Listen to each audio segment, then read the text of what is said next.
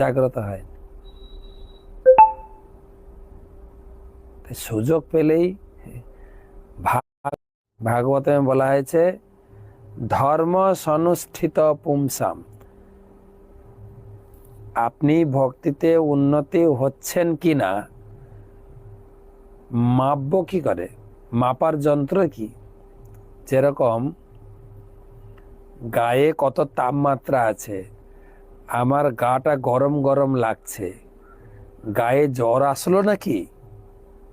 সন্দেহ জাগে মাঝে মাঝে, গাটা একটু ব্যথা ব্যথা লাগছে, নাকে টান দিচ্ছে, ম্যাস ম্যাসে লাগছে, আমাদের গ্রামের ভাষায় বলে গাটা একটু ম্যাস ম্যাসে লাগছে, দেখো তো আমার গাটা গরম কিনা। হ্যাঁ হ্যাঁ গরম লাগছে তো।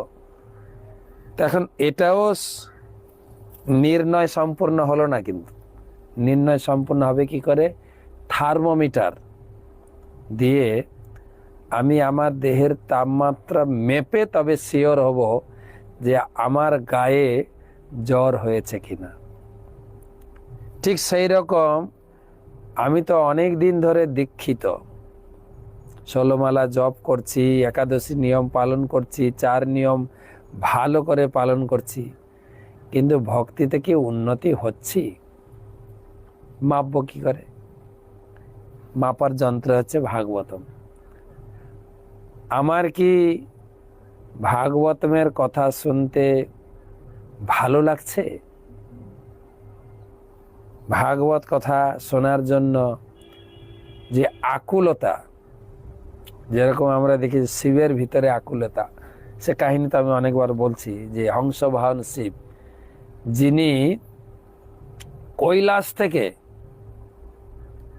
কৈলাস এখানে না, যেরকম আমি এখানে অযোধ্যাতে বসে আছি, আপনি হয়তো ভাবেন আমার বাড়ি কলকাতা, আমার বাড়ি বাংলাদেশ, হ্যাঁ তা না, কৈলাসে বাড়ি।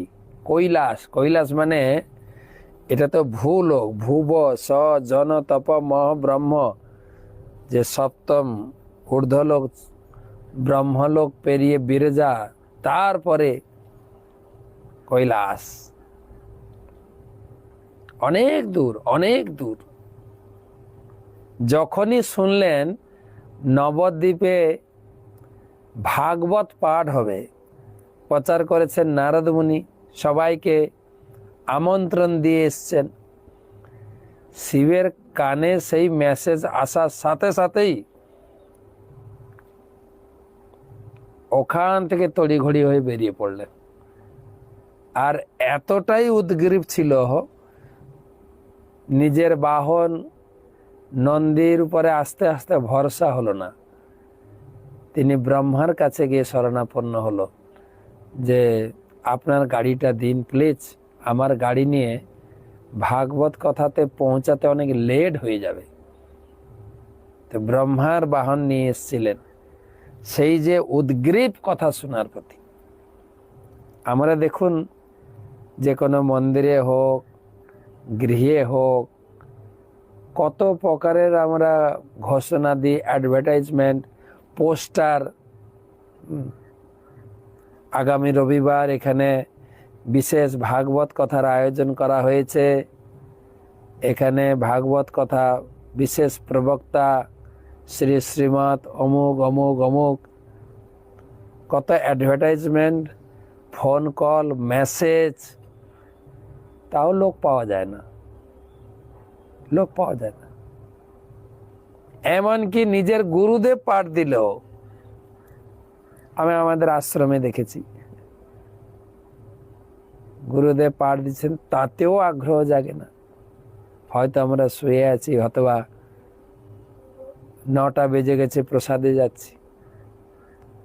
তাই এখানে বলছেন যে অস্তেব রতির দুরাপা। রতির দুরাপা মানে হচ্ছে এই ধরনের আসক্তি অত্যন্ত দুর্লভ, যে আপনার ভাগবত কথার প্রতি রুচি হয়েছে। তাই সুত গোস্বামী বললেন, যদি ভাগবত কথা শোনার প্রতি রুচি না জাগে, আরে দূর, একই কথা কি শুনবো। হ্যাঁ, যদি ভাগবত কথায় রুচি না জাগে, তাহলে আমি ভক্তিতে উন্নত হচ্ছি না, যেখানেই আছি। শুধু তাই না, শুধু গোস্বামী একটু কড়া কথা বলে দিলেন, ন উৎপাদয়েদ যদি রতিম শ্রম এব হি কেবলম। যদি দিনের পর দিন ভাগবত কথা শোনায় আমার ভালো না লাগে, তৃপ্তি, আরো শুনবো, ভাগবত কথা শোনার প্রতি যদি আমার আগ্রহবোধ দিনের পর দিন বর্ধিত না হয়, তাহলে সবকিছুই বৃথা। শ্রম এব হি কেবলম, কেবল সময় নষ্ট হয়েছে, আর কিছুই হয়নি, কেবল সময় নষ্ট হয়েছে। হতে পারে আমি ভালো করে পূজা করেছি, হতে পারে আমি ভালো করে নাম জপ করেছি, কিন্তু ভাগবত কথা শোনার রতি না হলে ভগবানের প্রতি ভালোবাসা আপনার জাগ্রত হয়নি।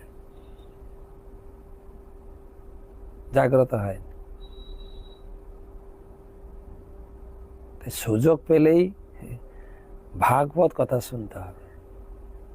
আমি দেখি মায়াপুরে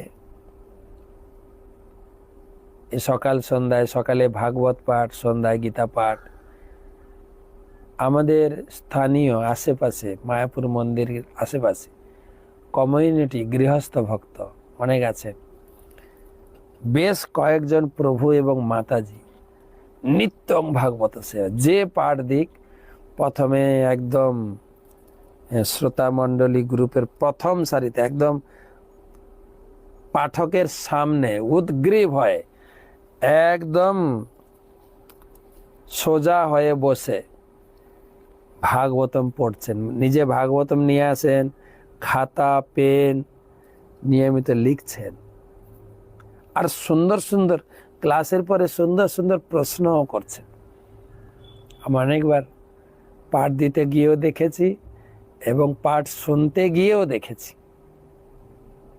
তাদের ভাগবত কথা শোনার প্রতি, তারপরে ভাগবতের শ্লোকে উচ্চারণ করার প্রতি, কত শুদ্ধভাবে উচ্চারণ করেন তারা। ভাগবতের কৃপা হয়েছে তাদেরকে। তো রতির দুরাপা বিধুনতি নৈষ্ঠিকে, পদারবিন্দস্য গুণানুবাদনে, ভগবানের গুণানুবাদ, ভগবানের জন্ম কর্ম লীলা আদির কথা গুণানুবাদ, রতির দুরাপা, আপনার সেই ভাগবত কথা শোনার প্রতি রতি জাগ্রত হয়েছে, যার ফলে কি হয়েছে, বিধুনতি নৈষ্ঠিকী, আপনার হৃদয় ধুয়ে মুছে পরিষ্কার হয়ে গেছে, পরিষ্কার। রতির দুরাপা বিধুনতি নৈষ্ঠিকী। আপনি যদি মনে করেন হৃদয়ে নোংরা আছে, তবে না ধুয়ে মুছে পরিষ্কার হওয়ার প্রশ্ন আছে। যদি মনে করেন না আমি কতদিন ধরে হরিনাম করছি, ধর্মপথে আছি, আমার আবার কি, আরেকটা মাপকাঠি কি, কামম কষায়ম মলমন্তরাত্মনা, কামম, আপনি কি কাম বাসনা থেকে মুক্ত হয়েছেন?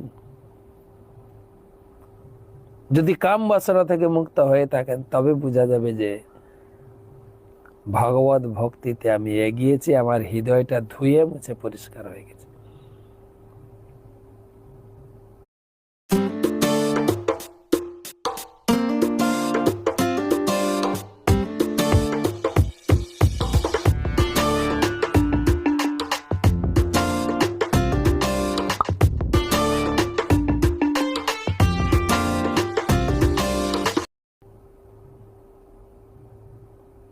আমি পরীক্ষিত মহারাজের আর কিছু কথা বলার আগে তাৎপর্যটা পড়ি। এখানকার শ্লোকের সঙ্গে লিঙ্ক করে বলা আছে, প্রভুপাদ তাৎপর্যে একটা শ্লোক দিয়েছেন, শতাং প্রসঙ্গাত মম বীর্য সংবিদ ভবন্তি হিতকর্ণ রসায়না কথা তজ্জোষনাৎ আসু অপবর্গ বর্তমনি সধারতির ভক্তি অনুক্রমিষ্যতি। তৃতীয় স্কন্ধ পঞ্চবিংশতি অধ্যায়ের পঞ্চবিংশতি শ্লোক 3:25-25। ভগবত ভক্তের সঙ্গ লাভ হলে ভগবানের কৃপায় জড়বাদী মানুষদের হৃদয়ের সমস্ত কলুষ ধীরে ধীরে বিধৌত হয়। পালিশ করা হলে রূপা যেমন উজ্জ্বল হয়, তেমনি ভগবত ভক্তের সঙ্গ পাবে বিষয়াসক্ত ব্যক্তিদের হৃদয়ে কামনা বাসনা থেকে মুক্ত হয়। প্রকৃতপক্ষে জড় সুখ ও কামনা বাসনার সঙ্গে জীবের কোনো সম্পর্ক নেই। তা ঠিক নিদ্রিত অবস্থায় স্বপ্ন দেখার মতো। কিন্তু শুদ্ধ ভক্তের সঙ্গ প্রভাবে যে জেগে ওঠে এবং তৎক্ষণাৎ চিন্ময় আত্মা নিজেকে পরমেশ্বর ভগবানের নিত্য দাস রূপে চিনতে পেরে স্বীয় মহিমায় অধিষ্ঠিত হয়। পৃথু মহারাজ ছিলেন স্বরূপ সিদ্ধ নিত্যমুক্ত আত্মা। তাই পরমেশ্বর ভগবানের কার্যকলাপের মহিমা কীর্তন করার স্বাভাবিক প্রবণতা তার ছিল এবং কুমারেরা তাকে আশ্বাস দিয়েছিলেন যে ভগবানের দৈবী মায়ায় বশীভূত হওয়ার সম্ভাবনা তার ছিল না। অর্থাৎ ভগবানের মহিমা শ্রবণ ও কীর্তন করার পন্থাই হচ্ছে হৃদয়কে জড় কলুষ থেকে মুক্ত করার একমাত্র উপায়। কর্ম, জ্ঞান ও যোগের পন্থায় কখনো হৃদয়ের কলুষ দূর করা যায় না। কিন্তু কেউ যখন ভগবত ভক্তির মাধ্যমে পরমেশ্বর ভগবানের শ্রী পাদপদ্মের শরণ গ্রহণ করেন, তখন আপনা থেকেই তার হৃদয়ের সমস্ত কলুষ বিধৌত হয়ে যায়। আমি যে ভাগবত কথা শুনছি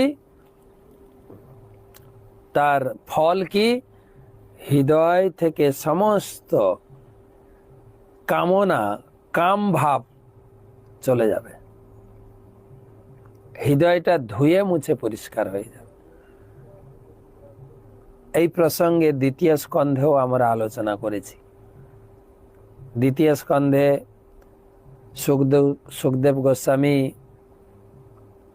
কথা ভাগবতের কথা প্রসঙ্গ চালু করেছেন। করতে করতে দুদিন পরে তিনি কথা বন্ধ করে দিলেন। আর পরীক্ষিত মহারাজ শ্রোতা, সেখানে শ্রোতা তো অনেক ছিলেন এবং অনেক ব্রহ্মর্ষি, মহর্ষি, রাজর্ষি, আর একদম সামনে সুখদেব গোস্বামীর মুখারাবিন্দ থেকে এই ভাগবত কথা অমৃত পান করার জন্য সামনের সারিতে ছিলেন পরীক্ষিত মহারাজ। আর পরীক্ষিত মহারাজ সসম্ভ্রমে উঠে দাঁড়িয়ে আকুলভাবে গুরুদেবকে প্রার্থনা করছেন, গুরুদেব আপনি ভাগবত পাঠ বন্ধ করলেন কেন? গুরুদেব বলছেন, বৎস রাজন, আপনি পয়োপবেশন করছেন। পয় মানে জল, পয় মানে কখনো কখনো দুধও বলা হয়। জল খেতে গিয়ে আপনি অভিশপ্ত হয়েছেন, তাই জল ছেড়ে দিয়েছেন। জল পর্যন্ত গ্রহণ করবেন না, জল গ্রহণ করবেন না।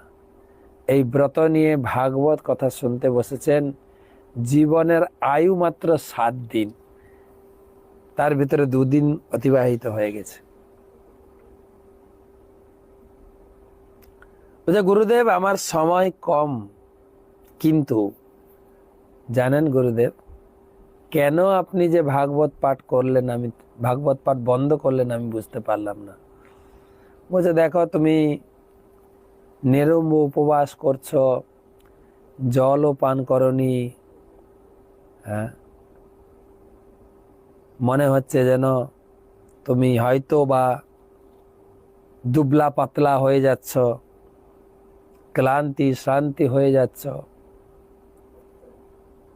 তখন পরীক্ষিত মহারাজ কি বললেন শুনুন। এই কথা শ্রোতার পক্ষ থেকে এসেছে, বক্তার পক্ষ থেকে না, এটাই জানার বিষয়। শ্রোতা তখন কি বললেন? কথয়স্য মহাভাগ যথা হম অখিলাত্মনি কৃষ্ণে নিবেশ নিঃসংযম মনস্তাক্ষে কলে বরম। গুরুদেব, কথা বন্ধ করবেন না প্লিজ। না, তুমি যে উপবাস করেছ গুরুদেব, জানেন ভগবানের কৃপায় আমার উপরে একটা বিশেষ আশীর্বাদ রয়েছে। শৃঙ্গী মুনি আমাকে একটা বিশেষ আশীর্বাদ পুষ্ট করেছেন। বলে সেটা কি?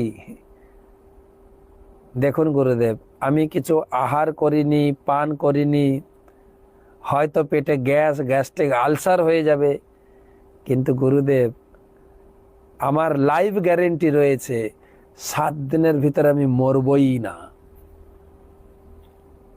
7 দিনের ভিতরে আমার কিছুই হবে না, আমার প্রাণ যাবে না। এই যে বড় আশীর্বাদ, এই যে আমার বড় পুঁজি, আমার জীবনের মেন পুঁজি গুরুদেব। কিন্তু সময় 7 দিন অত্যন্ত কম। ভাগবত কথা শুনতে গিয়ে দেখছি যদি সারা জীবন ধরে এরকম কথা শুনতে পারতাম গুরুদেব, বিশাল লস হয়ে গেছে। তো আপনি কথা বন্ধ করবেন না। কথয়স্য মহাভাগ, হে মহাভাগ্যবান, হে গুরুদেব, অহো ভাগ্যে আমি আপনাকে পেয়েছি। কথয়স্য, কথা বলুন, ভাগবত কথা বলতে থাকুন। যথাহম অখিল আত্মনি, অখিল আত্মা ভগবান গোবিন্দের কথা বলতে থাকুন। কৃষ্ণে নিবেশ্য নিঃসংযম, সমস্ত প্রকার আসক্তি ত্যাগ করে আমার মন তন ধ্যান কেবল কৃষ্ণকে চিন্তার মাধ্যমে অতিবাহিত করব।